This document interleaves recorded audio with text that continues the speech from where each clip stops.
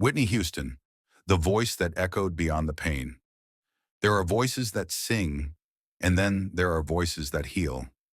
Whitney Houston wasn't just a singer, she was a miracle. Her voice could lift souls, move mountains, and bring heaven a little closer to earth. But behind the spotlight, behind the thunderous applause, lived a woman fighting a storm that even her voice couldn't silence. Born in Newark, New Jersey in 1963, Whitney was surrounded by music before she could even speak. Her mother, Cissy Houston, sang gospel. Her cousin, Dionne Warwick, was already a soul legend. It was as if destiny had written her name in melodies long before the world heard her voice. By the time she was 11, Whitney was singing in her church choir, her voice pure, angelic, and far beyond her years. People said she didn't just sing the notes, she became them. In the early 1980s, a young Whitney was discovered by music mogul Clive Davis. Her debut album, Whitney Houston, released in 1985, wasn't just successful, it was historic. Songs like Saving All My Love for You, How Will I Know, and Greatest Love of All didn't just top charts, they redefined them. By her second album, she had already become the first woman to debut at #1 on the Billboard chart. She was elegance, grace, and power, wrapped in a smile that seemed to never fade. And then came 1992, The Bodyguard, and that song, I Will Always Love You. It became one of the most iconic ballads in music history. Whitney wasn't just America's sweetheart anymore. She was the world's.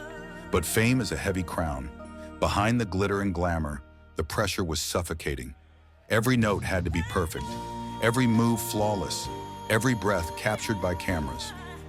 Then came love and chaos in the form of Bobby Brown. Their marriage was passionate but turbulent.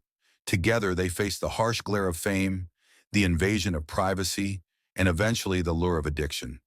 The tabloids began to twist her image. The once flawless diva became a target. Her voice, once heavenly, began to show the weight of her pain. And yet, even in her lowest moments, she tried to smile. She tried to come back. Through the 2000s, Whitney battled her demons in front of the entire world. Drugs, exhaustion, and heartbreak stripped away her sparkle, but she never stopped trying. She entered rehab multiple times, prayed often, and dreamed of redemption. In 2009, she released I Look to You. It wasn't just an album, it was a message, a cry for strength, a whisper of hope. On February 11, 2012, in a Beverly Hills hotel room, Whitney Houston's golden voice was silenced forever. She was just 48 years old. The news broke the world's heart, but those who truly listened, they knew the truth. Whitney wasn't defeated, she was tired. Tired of being perfect, tired of the pain. In her final days, she was reportedly happy, laughing, preparing for a new performance. Maybe deep in her heart, she believed she still had one more song to sing. Whitney Houston gave the world more than music. She gave emotion. She showed us that even the brightest stars can fall, but their light never fades. Every time I Will Always Love You plays, every time a young girl dreams of singing with power and grace, Whitney lives on, because legends don't die, they echo. And Whitney's voice, that once-in-a-lifetime gift, still echoes through every heart she ever touched. Gone too soon, but forever loved.